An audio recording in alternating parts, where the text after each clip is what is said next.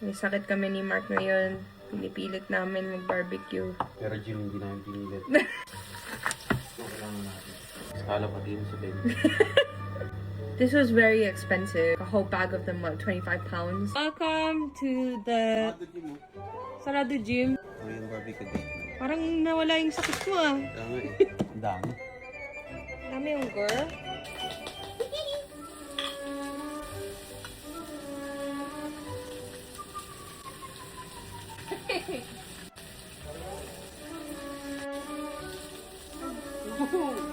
Akala ko mag-chitest stay tayo ngayon.